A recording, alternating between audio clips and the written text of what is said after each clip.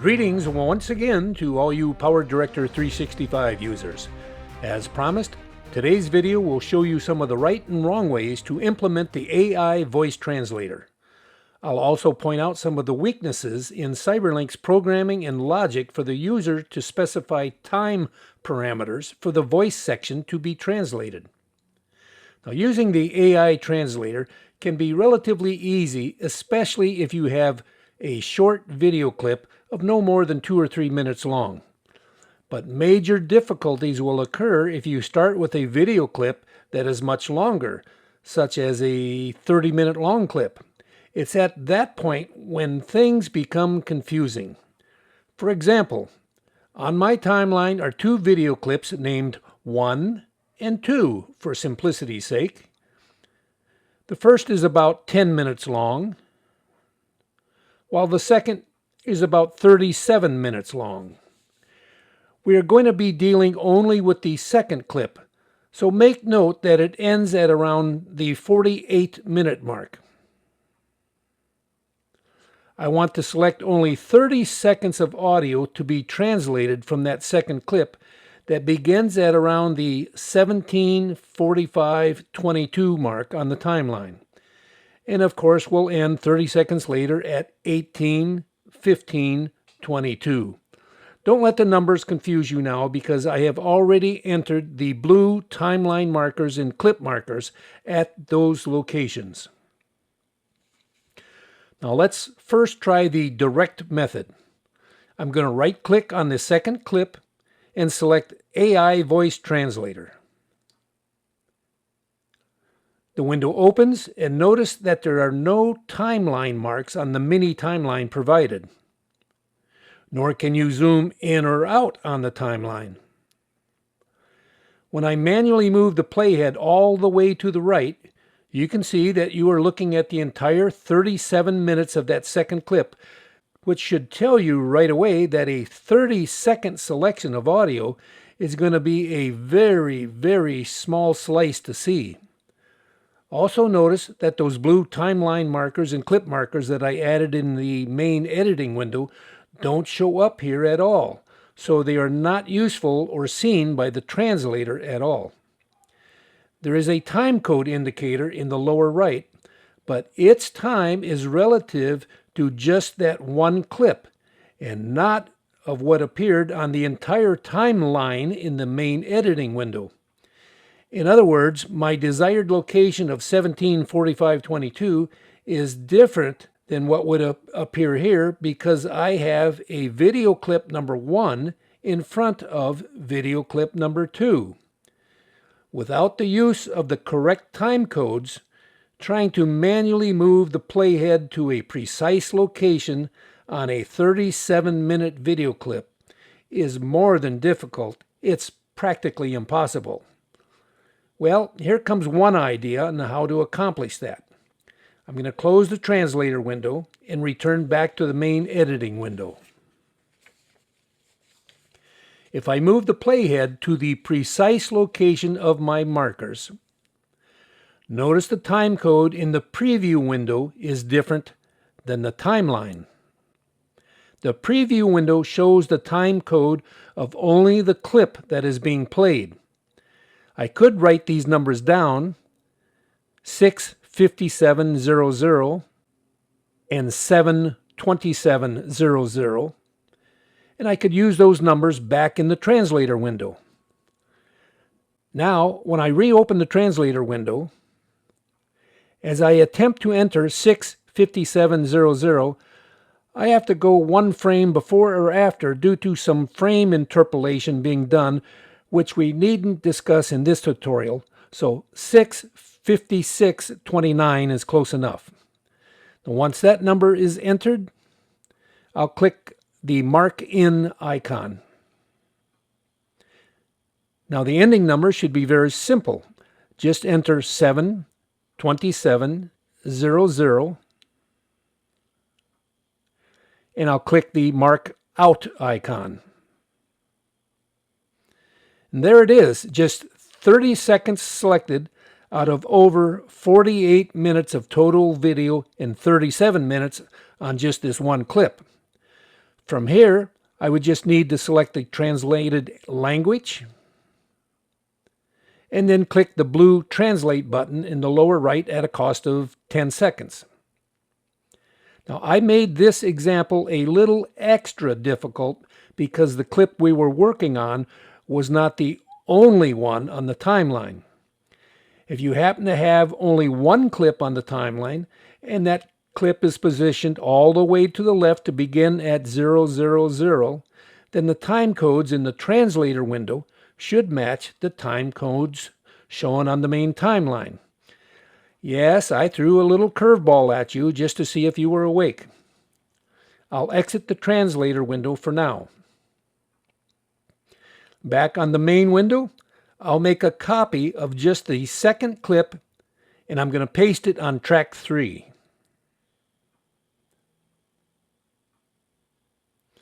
I'm going to move it until it aligns with track 1, and that means that the clip markers should also align.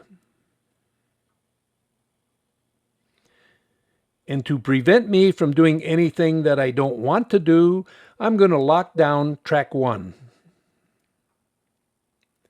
Now let's assume that all I really want is about a 1-minute section of video, with the 30-second section being somewhere near the middle. I'm going to zoom in somewhat on the timeline and then move the playhead to about 15 seconds after the second marker, which would be around 7:42:00. And then I'm going to click on the knife or the razor icon to split the clip and then delete the section on the right to remove and leave the gap. Now, making sure that track 3 is still selected, I'll move the playhead to about 15 seconds before the first marker, which is at about 6:42:00.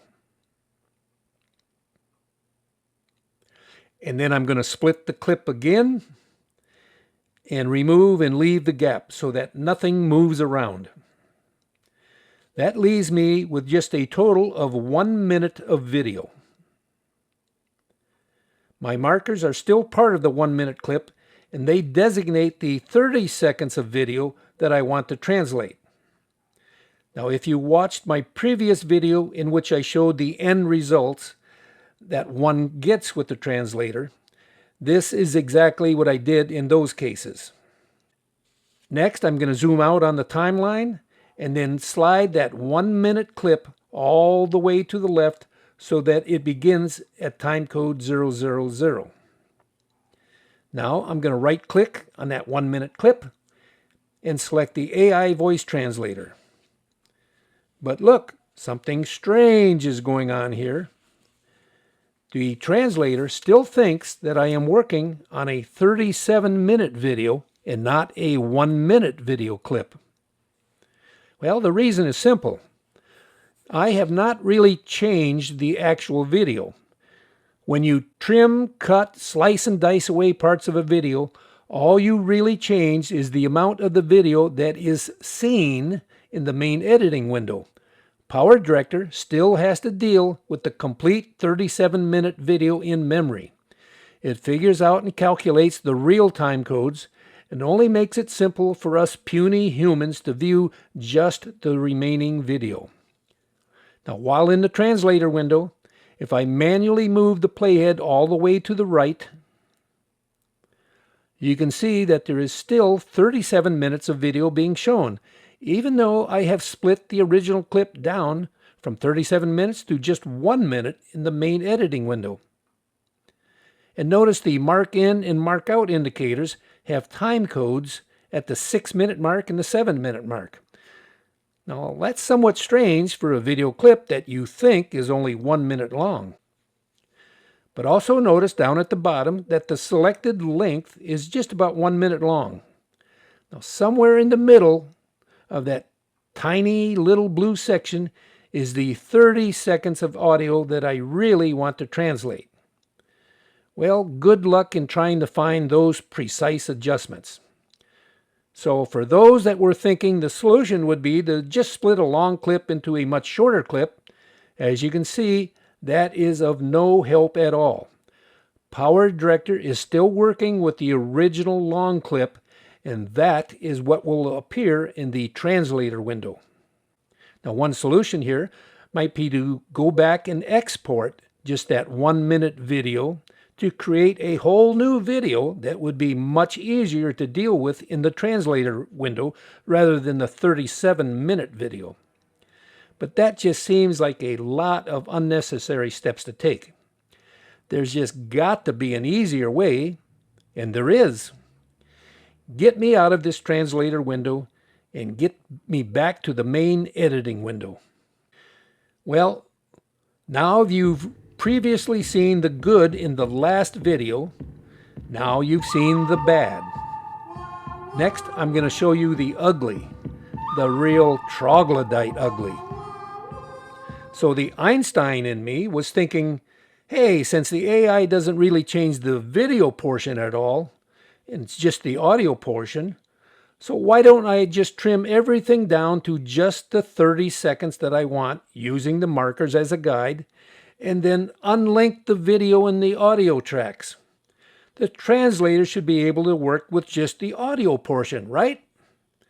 Well, let's give it a try. I'll first zoom in a little on the timeline to see what I'm doing. I'll click on the first blue marker to move the playhead there, and then trim off the left side, and then repeat the process on the right marker, leaving me with a video of just 30 seconds. Next, I'll right-click to unlink the audio in video. Now, I'll just right-click on just the audio track and select AI Voice Translator. Oops, that sure was ugly. Apparently, Cyberlink doesn't believe in doing error trapping. So don't bother clicking on the Send and Troubleshoot. I've already done that, and maybe a few other Einsteins around the world. I'll click on my taskbar icon to restart the program.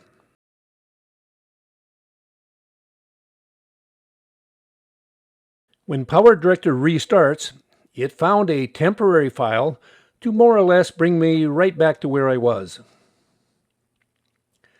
Now, here is my recommended way of handling long video files. This should work just as well with shorter videos as well. It's just that the lack of obtaining precision in the translator window with long videos, that's the thing that makes things very difficult. Now, looking back at track 1, my blue markers are still there. I'll delete anything that remains on track 3. I'm going to unlock track 1, and then I'm going to make a copy of that second clip, and then I'm going to paste it back onto track 3.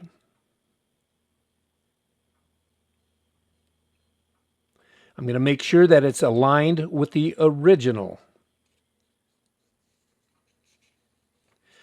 With the playhead on or near one of the blue markers, I'm going to zoom in on the timeline just to see what I'm doing.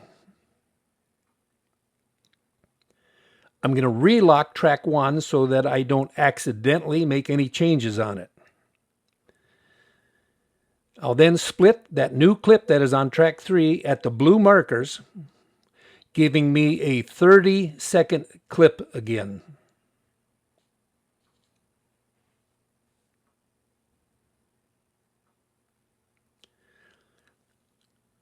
This time, I'm going to right-click on that short 30-second clip, and I'm going to select AI Voice Translator. Once again, it still believes that I'm working with a 37-minute video, which is technically true. Notice on the bottom, it says selected length 30 seconds, or something very close to that. Now, just select a language and click the blue Translate button, and then in a matter of 2 or 3 minutes, Bob's your uncle. You can choose to download the new translated clip to any storage location that you want. The new translated video will also appear in your media library, for the current project. Now back in the main editing window, you can then paste it into the exact position on the original clip on track 1. So now you have a 30-second translation in the middle of a 37-minute video clip. See, that was all very easy. It's just learning what doesn't work was the hard part. Now, Cyberlink certainly needs to clean up the program code for the AI voice translator and add some error trapping routines to it. I'd hate to hear from some people working on a large project and then the program crashed. Fortunately, you can see PowerDirector was able to reload temporary files it had saved, so I didn't really lose anything other than my patience and time. And at my age, time is everything. I know this has been long-winded, but I wanted to show you what not to do and also the easy way to do things. So I thank you all for sticking around and watching this. Hit the subscribe button and the like button. And leave a comment below. I love to hear from everybody. I'll see you next time.